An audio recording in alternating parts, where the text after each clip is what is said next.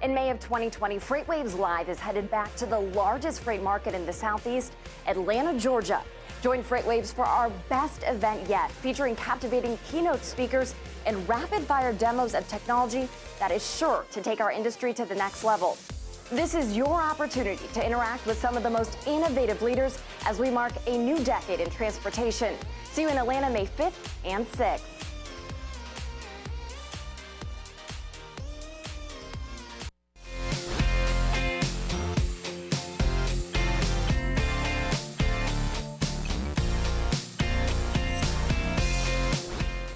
Hello and welcome to this Thursday edition of FreightWaves Now. I'm your host Anthony Smith, and coming up we have Donny Gilbert giving us a broker update. We even have the man himself, Kevin Hill, making an appearance talking about the DHL Supply Chain Pricing Power Index. But first, a word from Zach Strickland with a carrier update brought to you by PowerFleet. Stay tuned.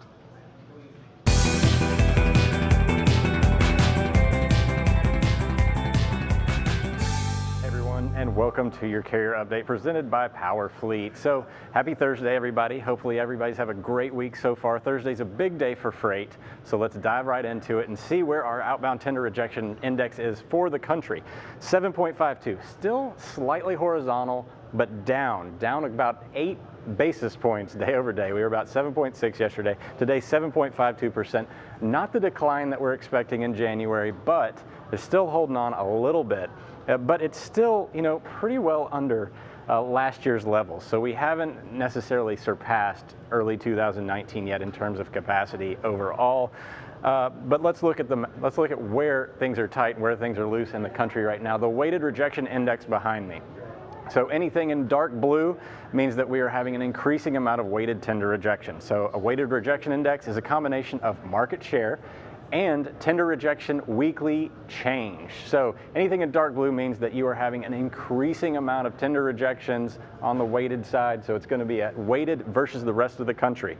So what that means is if you look down here in the scale, anything from negative 6.63 to positive 3.94. Now, having looked at this for several weeks now, anything in that negative 5 to 5 range means that we're relatively flat. So when you're looking at these dark blues and dark reds, don't get too excited because we are in a horizontal market, as you saw with the tender rejection index for the United States. What that means is that we are basically in a flat or moderating conditions. So do not expect to see large amounts of volatility throughout the country. Just know that in these darker blue and darker red areas, these are going to be your best chances for, number one, finding freight, or where you need to get a little bit more aggressive to win freight during that period of time. So up here around the Harrisburg, Pennsylvania market, which is one of the larger markets in the United States, you see that it is super tall.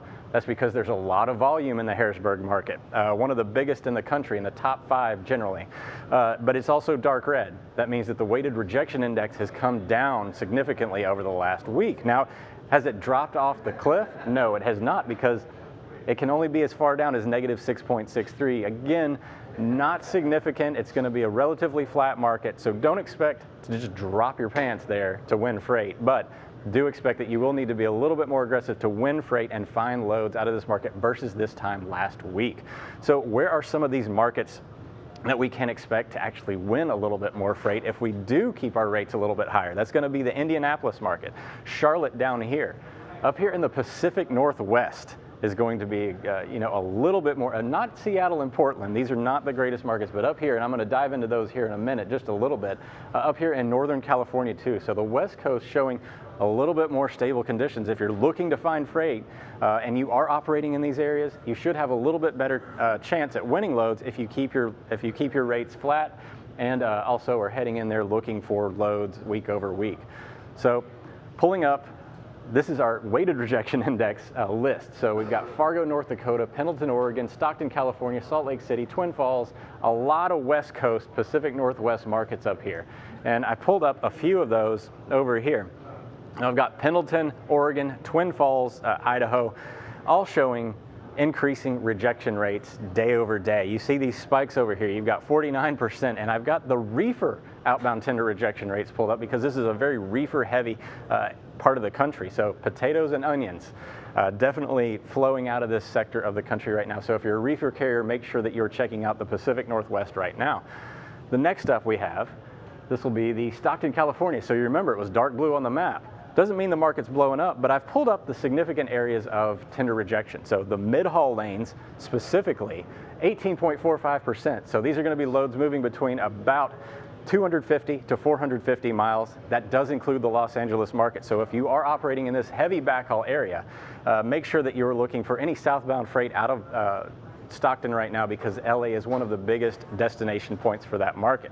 Now, I wanted to check on the Midwest because we do have a big system coming through this weekend that's going to drop inches of snow. Again, not that unusual for this time of year, not unusual for this part of the country, but some of the rejection rates are a little bit elevated out of this market. So the Minneapolis market, for instance, if you look at this huge trend line going up for tender rejection rates, 19.75%, and that's after being way down around 5% in August. So this time of year, you definitely need to check any of the weather conditions in this part of the country, especially since they're seeing significant amounts of snow over the next little bit. And that'll do it for today's Carrier Update. The comprehensive logistics offerings from PowerFleet cover in-cab ELD, fleet management, trailer tracking, cargo monitoring, and tracking other assets such as chassis and intermodal containers. Power up your operations with PowerFleet.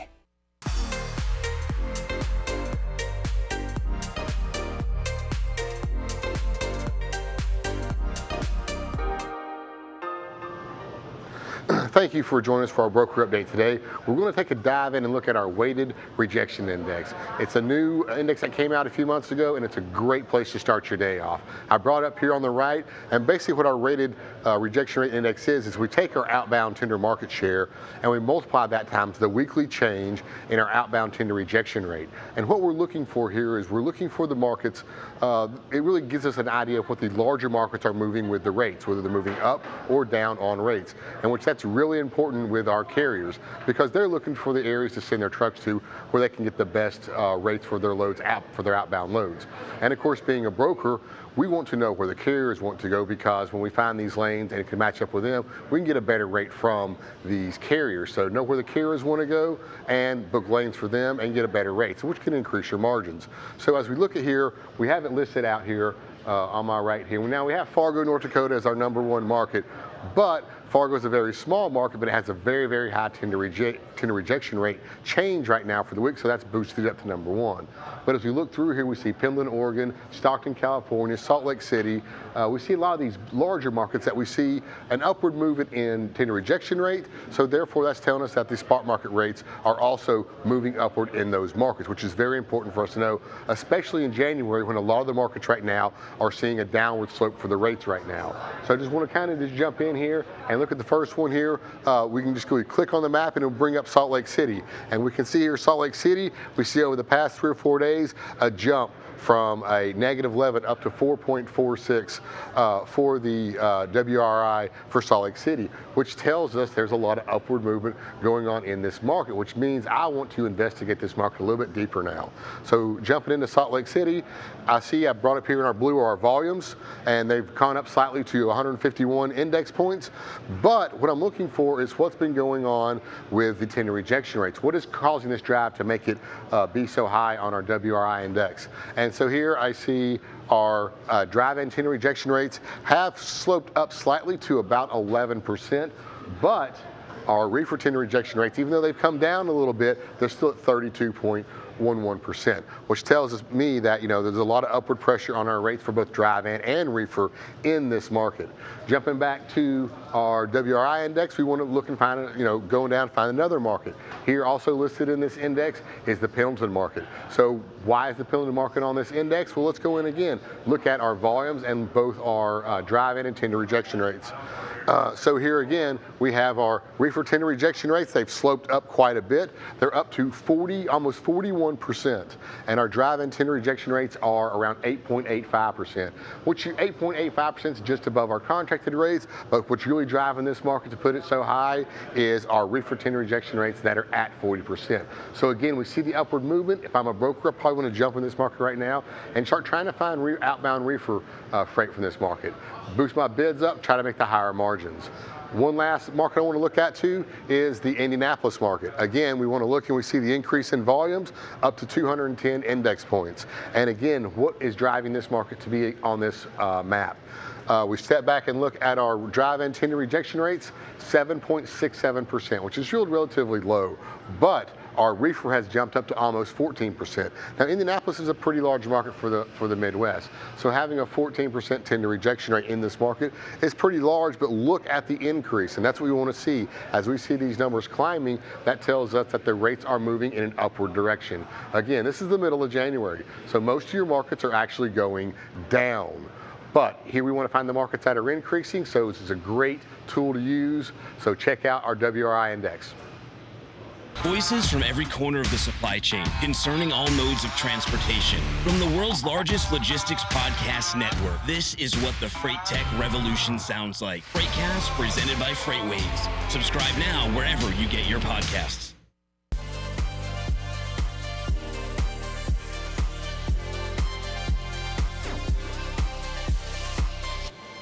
I'm here with the man himself, Kevin Hill. Kevin, what do you have for us today? Thank you very much, Anthony. We have this week's DHL Supply Chain Pricing Power Index, and what we have is the same, 40. So to remind everybody, 0 is all the pricing power to the shippers, and we go up to 50, which is a pretty balanced market between shippers and carriers.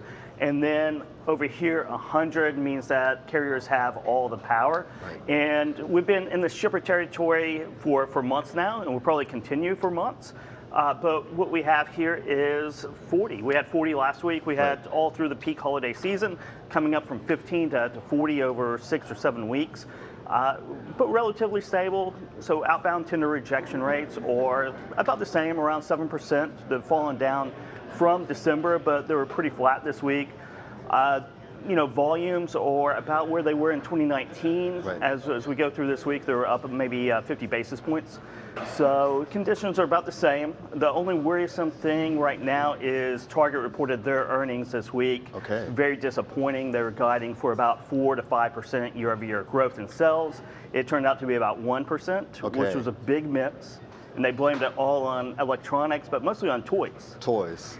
Toys. I guess they had a bad Christmas season on toys. A little bit childish, probably. Very childish. Very childish. But so that's worrisome. So who knows what the big box retailers will come out with on earnings Q4 holiday season. But we'll be tuned into that just to see how retail season and kind of industrial production numbers going forward are as well. Truckload stocks did very well this last week, so that's a positive thing again. They were up about 4%. And actually freight brokerages, the 3PLs were up almost 10% over the week. And a lot of that had to do probably with XPO's announcement yesterday about strategic alternatives. Right. So we have that going on, but I'm expecting that until March we'll probably fall a little bit. Okay. As conditions go, but you never know. And so one of the things you mentioned, earnings, right? So that's coming up soon. And that's one of the areas you really look at usually on your webinar, right? On your podcast. Yeah, definitely on our podcast, Great Quarter Guys, that we do every Tuesday live at 2 o'clock, and then it's replayed throughout, and you can always download it on podcasts. But earnings season's coming up. Starting off really with tomorrow, JB Hunt announces Q4 earnings, so we'll be looking at that. We'll be doing some special events on that, and we're also writing a research report right now that we'll be publishing today on XPO, and that big news on their strategic alternatives. They might spin off different units, the freight brokerage, and final mile. Right. I think they're going to keep their LTL, so that's big news that we're covering right now. But earnings season is coming up, so we're going to keep tabs on that. Thank you, Kevin, and thank you so much for tuning in for this edition of the DHL Supply Chain Pricing Power Index. We'll be sure to keep you posted next Thursday.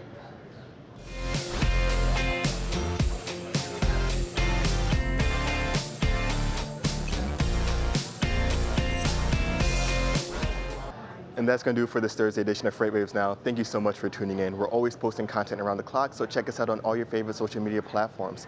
We also have our FreightWaves TV app, so please check us out on all your favorite streaming platforms, including Apple TV. Thank you so much for tuning in, and we'll see you on the next episode.